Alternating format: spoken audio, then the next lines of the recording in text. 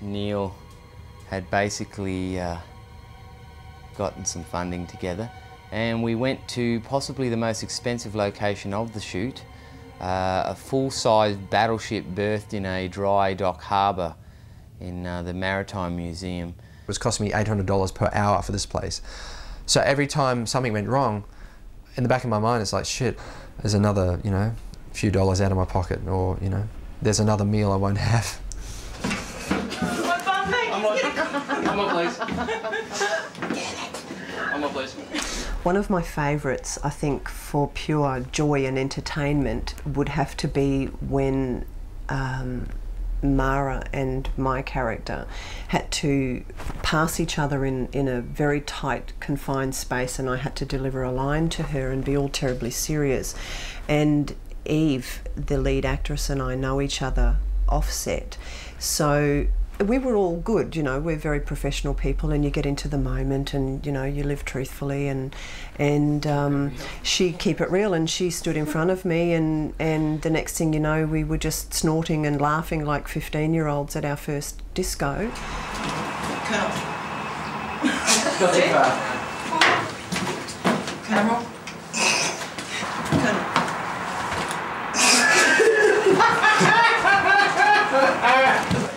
Colonel.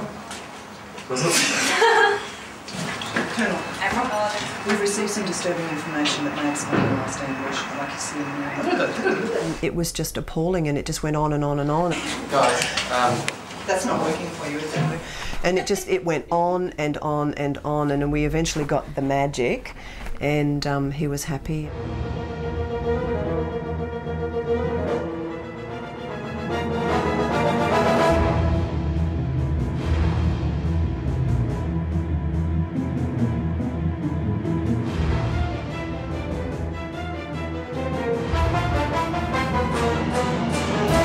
Action. We were in the bowels of this ship in the engine room, and you know, we had our DOP, our sound guy, lighting. We had Blake and I filming in this, plus our director, and it was so small and cramped. And you know, there is this little claustrophobic issue that I have, and it was really hot. We were in our full black outfits. The lights were on us. That was a very intense day. Although we were paying $800 an hour to be there, this museum was still open to the public. So there we were down in these cramped conditions in this engine room shooting the escape pod scenes, when tourists up 3 or 4 decks above were in the control room pulling levers and ringing bells. I remember that every 5 minutes it seemed that this massive clanging was ringing through the bowels of the ship as some little kid be up top in the control room pulling a lever. Here, are we? Hello, Dan, can you hear me? We've lost our DP. Hello, Dan. There's no one here. Hello, can anyone see Dan? Is he around?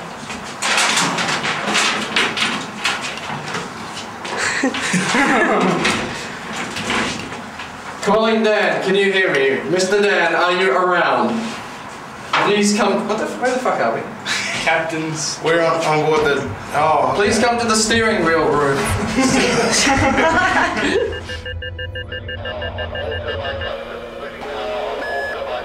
Full power on all turbine thrusters. Emergency code to battle stations. We're being pulled out. Prepare for emergency reentry.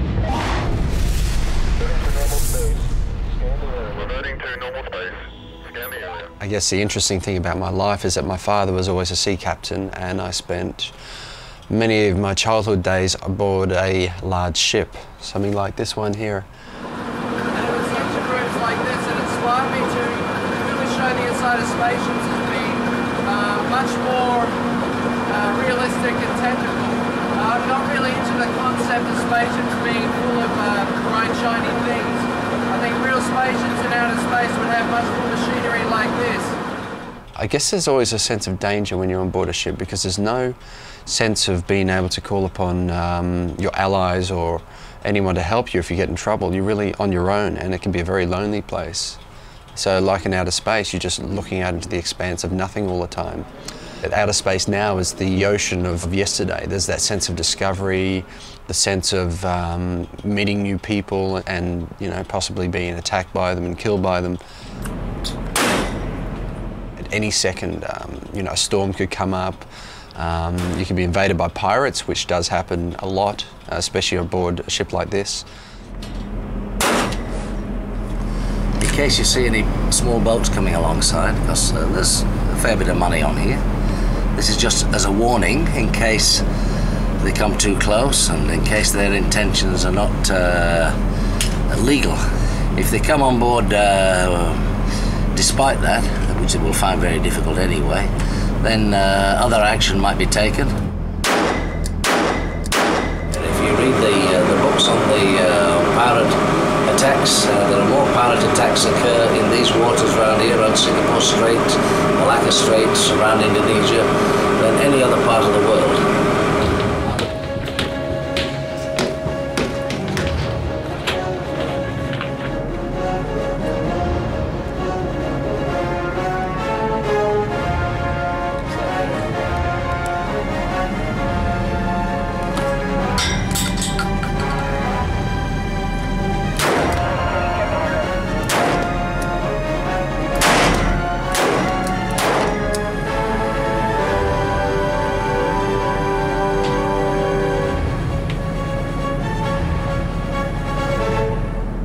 Powerful, you see.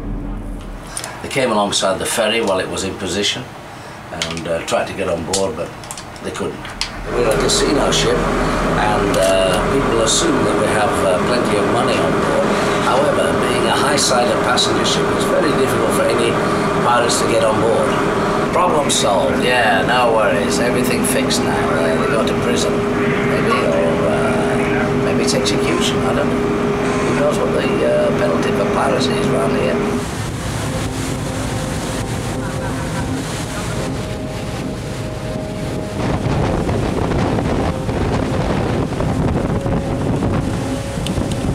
There was 4 water spouts came up before, all around the ship.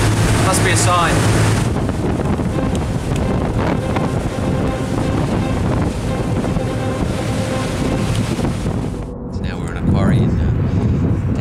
Gold Coast, local area, and we're seeing Neil's passion for filmmaking in progress here today as he throws himself into the role of director, producer, writer, main antagonizer of the project.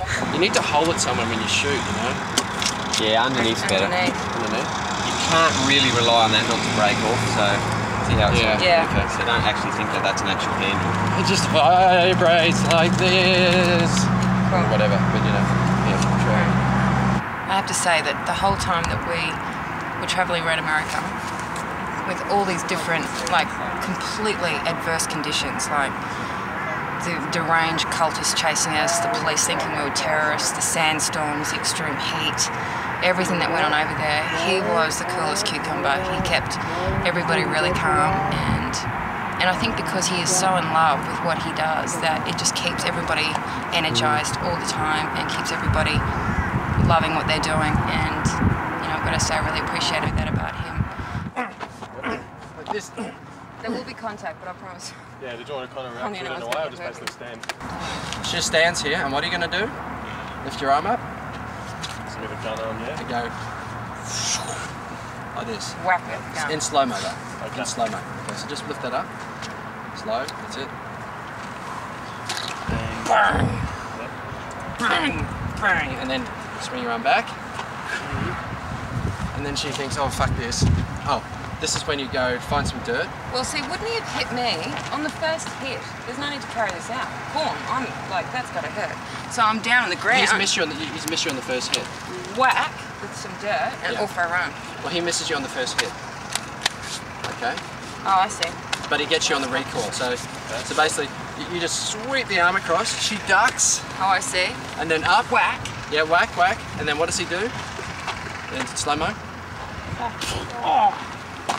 When you see the finished product, you can't believe it when you've seen how it's actually been made. And that, I really enjoy that process of seeing how it's being made and then seeing the finished product, because there is such a big step from the raw, seeing it live happening in front of you and actually seeing the finished product. It amazes me, and every time I see it, it amazes me. So, needing a location for the missile base, we proceeded to take over an entire brewery with all its piping and appropriate looking scenery. I wanted the sort of industrial feel to the film, to the city. I didn't want it to look like a regular city. I wanted it to look like something more mechanical. There's a lot of red tape we had to go through to get to film there because, you know, these people are very safety conscious and everything else. And so they were kind enough to give us permission to film, you know, in their brewery. So we all had to wear a funny little yellow vest. It looked incredible. The lighting that Dan came up with and the shots were just amazing. And yeah, we had to put effects on later to enhance it, but it was an amazing place. As we got to some of the last shots at the brewery, it was a pretty grueling day, and the last shot we were getting in the can before we lost light was very crucial that we got that shot because we weren't able to really come back and pick that up. And this was Usul's death scene, Mara's confrontation, basically a pretty heavy sort of emotional shot, but physically very taxing as well. And just before the final take, I think just on the final rehearsal, Eve managed to quite seriously pull a ligament or sprain her leg quite badly to the point where she really wasn't able to walk for long. Throughout America, I mean, I was always aware of injuring myself because we're in such an isolated location, and considering all the action that Mara had to go through, I really reserved energies and was always cautious of where I was going. And I ended up, you know, running up cliffs, jumping off cliffs, diving into the ocean, you know, being buried in sand. I was covered in bruises, and one particular time from my a belt, my gun belt that I wore, I was getting bruises from my gun hitting it, and all sorts of things went on. And then we get back to Australia and I'm running along a tarmac and I actually injure my leg. It was the weirdest thing. There was so no danger. She couldn't even walk, the poor girl, so we had to, like, you know, sit down and let her rest, and we got a cold pack for her leg, and, you know, the insurance companies, I'm sure, were having a field day at this point, going, oh God. I've got what I need, you know, so we're going to do that, and then we can have a breather and we can do the close-ups later. You're not the most compassionate person, no, you're not. There's not one compassionate bone. You could be cut in half and he'd go, get up. We're losing light. We still needed to get the shot in the can as the sunlight was fading, so we hastily added into the film the fact that I had winged her with a shot to her leg, and that the limp that she has in the end of the film is actually quite real and she's in quite a lot of pain. As happened all the way through the film was we had this thing, if something bad happened or something happened, it was meant to be. There was a scene in Lake Powell where Mara lost her gun in the water, and so we couldn't find this gun at all, so we ended up saying, okay, well, let's make it that she did lose a gun in the water, and, you know, she goes to pull a gun and it's gone, which created problems later in the script, but, you know, we sorted those out. And so with this one we decided, well, I think it was Eve's suggestion, let's make it that, you know, Mara gets shot in the leg and cannot run off to the spaceship, she has the limp. And I said, yeah, that'll work really well. In fact, it really helped because then she has to kill Usul in the scene, so to give her a good reason to kill him.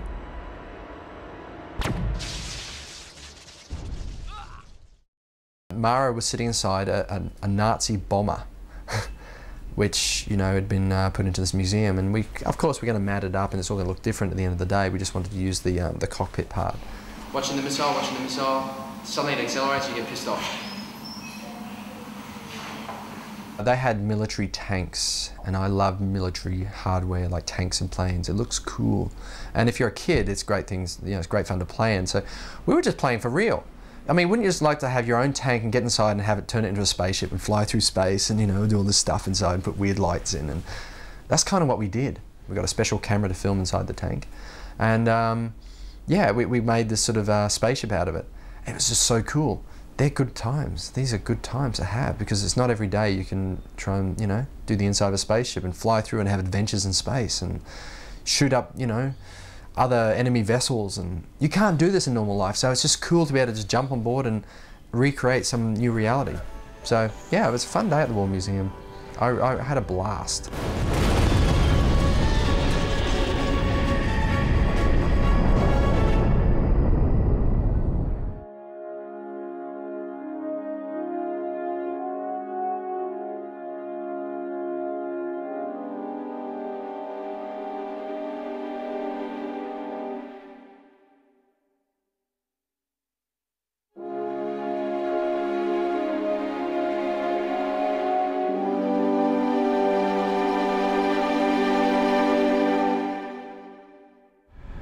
So I've caught a very quick flight over to Germany because I've been ringing the effects company for the last few days and no one's been answering the phones. They've not been answering their emails. I've managed to make contact with the receptionist and she's told me things are not good. They've officially closed their doors and come Monday, everything they own is going to be seized, including all the tape stock, all the footage, and basically all of my effects footage from the film is also going to be seized. We're about to do something illegal, and I have no qualms doing this because something of mine is inside this building. I'm going to find a way in right now to try and get it. It's a little bit quieter now, so I'm going to try and sneak in and just hope no alarms go off.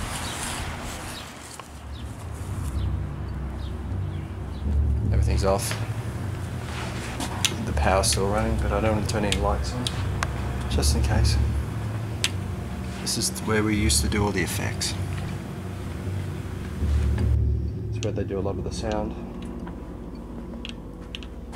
I'm not going to steal anything that's not mine, you know, it's just really trying to get the stuff that belongs to me. Can't see any tapes here, I have to go through to the back room. Those lights are still on, so I wonder if anyone's around. In one of these cabinets, I'm hoping the footage will be in here. So remember one of these sort of cabinets? No. It's going to take me a while to find what I need. I hope these people have been really good with their filing.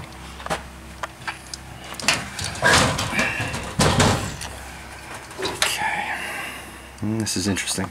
A lot of this is empty. Johnson Space Center. Failure is not an option. That's kind of my motto right now. I don't want to fail. There's a lot of money tied up in this place.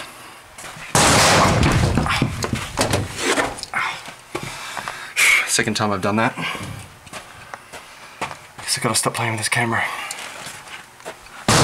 Shit.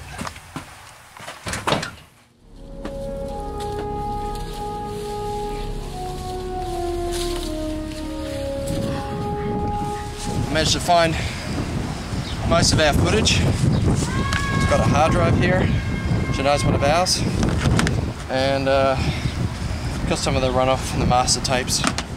So I think it's been pretty successful. I hope we got everything that we need. Thankfully there's no police. Been alerted to our presence. A couple of passers by, we'll just be casual for a second. But yeah, I think we got what we need. So we're going to try and get out of here before anyone sort of gets suspicious of what we're doing.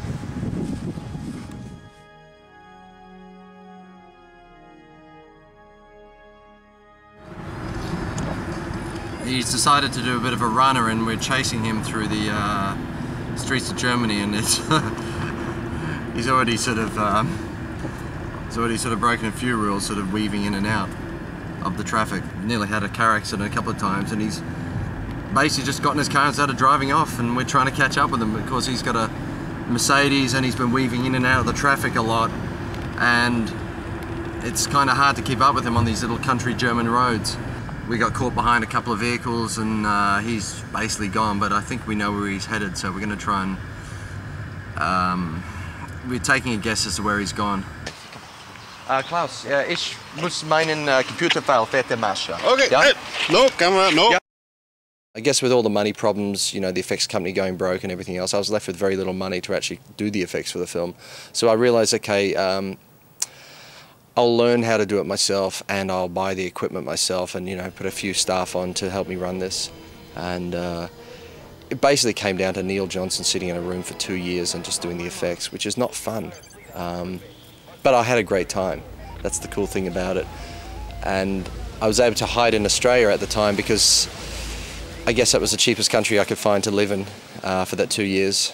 I would have to haul myself occasionally doing music videos, which is not a bad thing, give me a bit of a break, but pretty much did the effects myself, which is nice because you don't have to sit there and you know, go through like, you know, 10 pieces of revision. If you want to change something, you just do it. You don't even have to talk to someone. You make the change yourself, and you want to keep polishing, you keep polishing. It liberated me in a certain way. I was freed up financially to just do the effects as well as I could. I mean, of course, I'm nothing like Industrial Light and Magic. I'm just one man with a bunch of computers, but it was still nice that I could artistically try and explore this, and This was pretty special. There's one effect that I'm really proud of. Okay, in a lot of movies you see these shots where they zoom down from the planet to the person standing on the street. That's kind of a cool thing, but I mean, we see this all the time, and I was sitting there, I mean, I look at the stuff and I know they cheat. It's obvious. I mean, you have to cheat because it's such a hard thing to do. I sat down for a year in between doing the other effects, and I worked out the mathematics of actually doing a real resolution zoom in 3D. And it was mathematically, it was kind of complex because I guess I had to guess and fill in the gaps. I had to try and make a perfect parabolic curve. So, you know, we start off slow, we speed up, and then we slow down. And the reality of this shot is, it took me a year to do the mathematics, and I think then 3 days to actually render the effect. But it's actually a real resolution zoom. It's exactly how the shot would be if you really were flying out into space. And I think the first version went for like 4 minutes. That was a little too much. I had to speed it up a bit. But that's pretty much how it would look. If you really were flying all the way up there, there's no tricks, there's no cuts or magic stuff where you sort of have to blur stuff out and go through clouds. That's exactly how it looks. And the thing I like about this shot as well is as you're zooming out, you can actually see the places she's been. You can see the snowy mountains where she passed over before they crashed. You can see the desert area. And you can see just up ahead that she's going to come to some water. And even further south of that is the start of the city. And so it's interesting when you actually, you know, I've placed all this stuff in there sort of mathematically to make it look exactly like, you know, it really would happen. And that's the sort of attention to detail you can do yourself because, I mean, hey, you're not paying the bills of anyone, you know, sitting there for like a year working out the mathematics. You do it yourself in your spare time.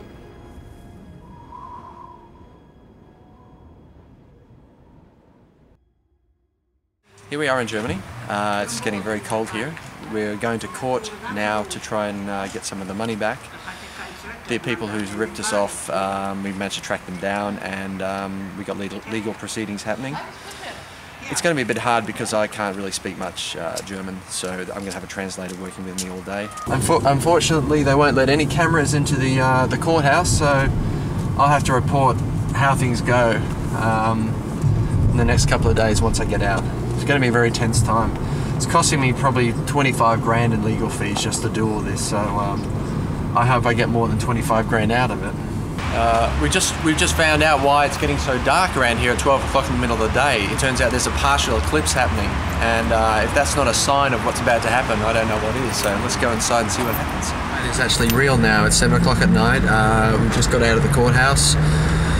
Fortunately, I parked the car in the wrong spot, so it's been towed away. I managed to hitch a ride with the lovely lady who works in the courthouse. She's given me a lift back to the hotel. Everything went well. They offered us $50,000, you know, and that was basically all they could come up with. We're doing extra scenes, obviously, that weren't in the other original film. I decided to add these scenes in because I was not happy with the way the film had a nice happy ending. With, no, you know, it's too nice. Too nice? Yeah. Don't you want to leave the audience with a warm, fuzzy feeling? Oh, they'll be left warm and fuzzy, but they'll also be left mind expanded. I don't need to think about? Yeah, they need to think more about what's going on in the universe. Are you introducing new characters as well? I am, total new characters. Jesus. It's a whole new film, whole new scene, whole new sequence. It relates to the other scenes, but it's also a standout moment. Well, it's all about downloadable memories, you know, people can actually download their memories, and then, you know, in 1,000 years' time, you can actually relive the memories of all our ancestors, if you want, or all the people who lived 1,000 years ago, because that's just technology, and so it's really taking upon that concept. What happens if you're stuck in reliving those memories for about 6,000 years, and this process will start to break down. And why would you do that? Well, you've got three looks. You've got the astronaut look, the Matrix Black Warrior knifey usual look, or you've got the ragtag armour bits. I think let's try the ragtag armour first. Alright, come with me. I was in Neil's last one to become one. That was good fun. Low budget, very intimate, very fun.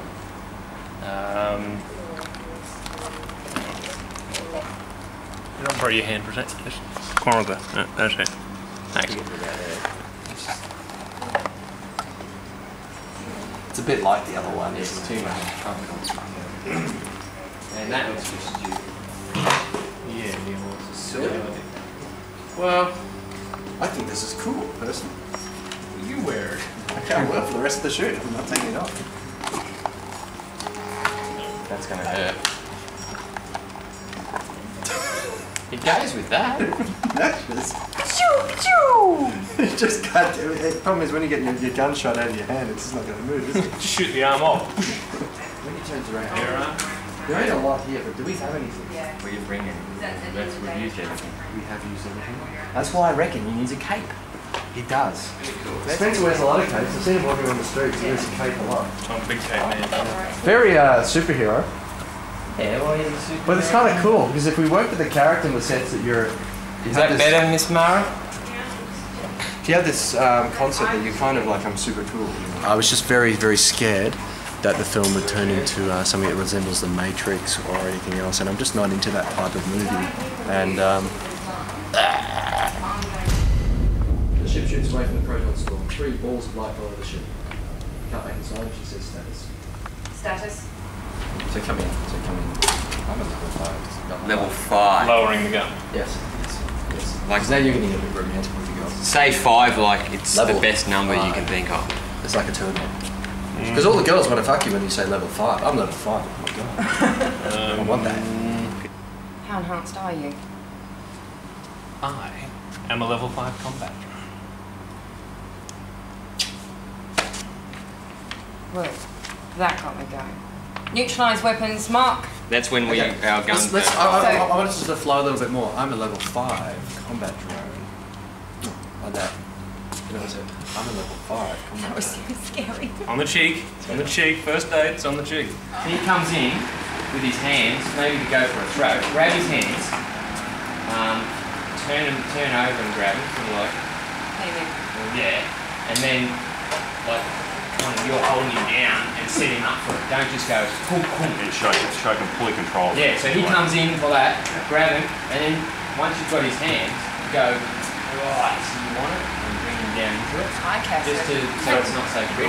Yeah. Not only hold him, but kind of he's struggling, and you're like, he's like, you're like bringing him down.